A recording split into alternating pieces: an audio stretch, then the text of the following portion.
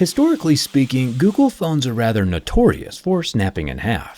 Sometimes it gets a little too exciting over here, if you catch my drift. From the Nexus 6P cracking in half 11 years ago to every single folding phone that Google has ever made. The original Pixel Fold kicked the bucket pretty quick, right at the antenna line next to the hinge. And again on the Pixel 9 Pro Fold, breaking right at that antenna line next to the hinge.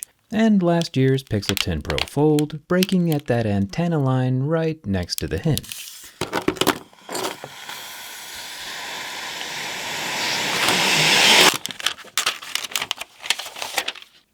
And look at that. For the fourth year in a row, Google has put the antenna line right next to the hinge. Again, I'm sure it's fine.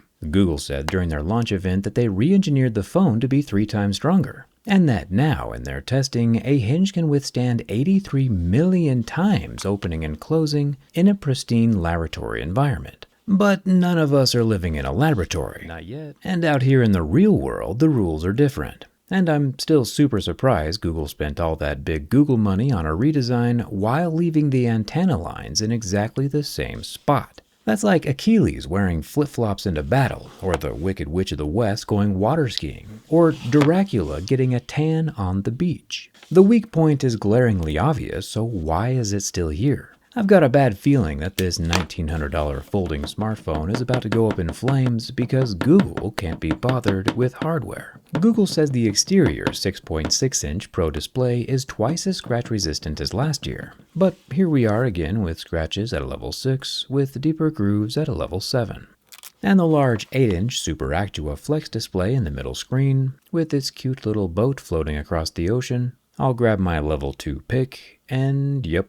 The Google Pixel 11 Pro Fold scratches at a level 2 with deeper grooves at a level fingernail, which is to be expected. Samsung most likely makes the folding displays for Google and probably everybody else. I would bet that Samsung will also make the flexible screen for Apple's new folding phone as well, but we'll find that out here in another month or so. Make sure you're subscribed for that one. Up here in the corner, we have our 10 megapixel visible hole punch selfie camera tucked under the soft plastic, as well as the underscreen sensor array in the soft circle right next to that camera. The sensors under the pixels are probably for focus, measuring a light. We saw the same thing last year. There's another 10 megapixel hole punch camera on the front cover screen, sitting right below an earpiece slit. This side is protected with glass though. One cool thing about the Google Pixel 11 Pro Fold is that the whole frame is made from recycled aluminum. Google is obviously great at recycling since the design hasn't changed in 4 years. The volume rocker is removable, the fingerprint scanning power button is not, and the top of the phone has a loudspeaker opening and some noise cancellation microphone holes. The super shiny, unbranded center spine also feels like more of that aluminum. And the bottom of the phone has our 45-watt USB-C 3.2 port, same as Samsung, a loudspeaker, and a SIM card tray, which does have a black rubber ring to help with that IP68 water-resistant rating. Knowing Google, we'll probably get to see more of that internal waterproofing here in a few seconds. Turns out the back of the phone is made from some shatterproof plastic. Big fan of this, actually. I think every smartphone needs more of this. Google calls it a composite glass fiber, which, like whatever, calling it composite glass fiber might sound more premium, but just like carrot cake doesn't count as a vegetable, composite glass is mostly just plastic. I tried to draw a bigger G, but it turned more into a really sick-looking Pac-Man. Get better soon, dude. He won't. The camera plateau is made from metal. Unlike the new Samsungs, which are made from plastic, neither material is better than the other, I'm just pointing out the differences. In the top left is a blinking LED light that may or may not be used for notifications. Honestly, I have no idea what that thing does. Then we have the 10.8 5x telephoto camera up top. In the bottom left, we have the 10.5 ultra-wide camera, and the main 48 megapixel camera to the right of that, all protected with glass. And yeah, cameras are cool and all, but the most useful and coolest camera hack I've come across recently is an app called MacroFactor, who I've partnered with to show you this trick. I have 3 French fries in my hands, and this app tells me about how many calories I'm going to consume with just the click of a button. Look at that, 3 French fries are 46 calories. For me, the hardest part of being healthy and staying strong, aside from my daily workout of bending phones, is keeping track of my calories and what I eat. But since this app can literally take a picture of my food and track what I eat for me instantly, it's way less work on my end. Like the chicken nugget, which is 62 calories and 3 grams of protein. 3 chicken nuggets is 3 chicken nuggets, and it's 10 grams of protein. MacroFactor doesn't even actually need the food itself. Even just taking a picture of the receipt logs the whole meal, including my macros. And forgive me if I'm talking too much, I'm just kind of shocked at how good this is. But you can also take a picture of a recipe, like my little sister's cookie recipe, and it will calculate the calories per serving for you.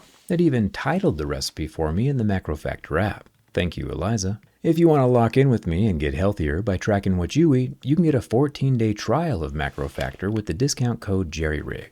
No pills, no frills, just technology doing something actually useful. You can search MacroFactor in your app store and use the code JERRYRIG for that 14-day trial. Where was I? Oh yeah, a funeral.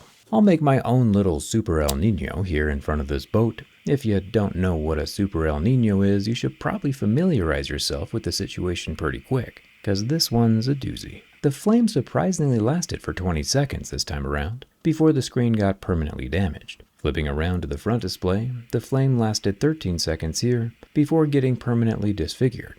OLED pixels typically do not recover from the burn test. Now, you might be like, hey Jerry, if Google's got the IP68 rating on this Google Pixel 11 Pro Fold, that means it's dust tight, right? And no, not really. On paper, IP68 might sound nice, but in reality, it sounds kinda like there's dust inside. Fine particles are still able to get inside the hinge mechanism and wreak havoc on the internals. To be fair, the phone is probably still watertight, since water is easy to seal against than dust, at least on these phones with moving parts. It is cool that some of the dust is metallic, and we can see the outlines of the magnets that Google uses to mount wireless chargers, which can now charge at 25 watts this year. Finally, the bin test, the ultimate test of structural durability that most phones survive, unless the manufacturer is Google. Okay, so there's a lot going on here. Let's watch that again one more time.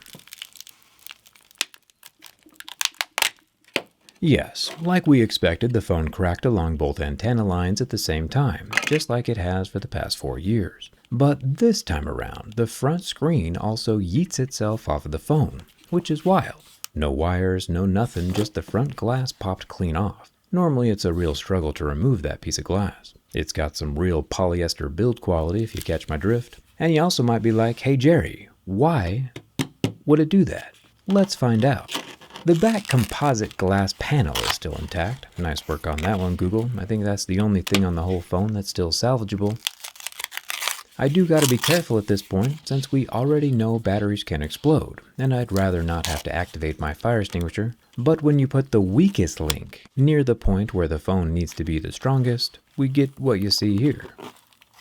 If Google ever builds a car, a bridge, or a house, or something that structurally matters, definitely watch out. I know it's kind of a running joke at this point that Google doesn't really care about hardware, but if there's ever proof of that, it's these 4 years of knowing where and how a phone could break and doing nothing to fix it. I'll pull off the center screen, which is very much dead at this point. You can see the ultra-thin Samsung glass layer under the plastic, and even the fishnet spinal reinforcements that Samsung adds to the underside of the crease for extra supports. Thumbs up for that. The hinge definitely looks different though. Google is not using the same modular hinge segments that Samsung uses on their own Fold 8, which did survive this same test by the way.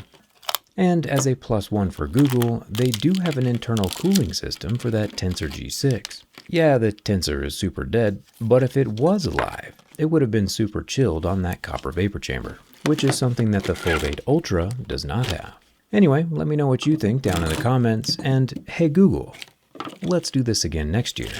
Thanks a ton for watching. I'll see you around.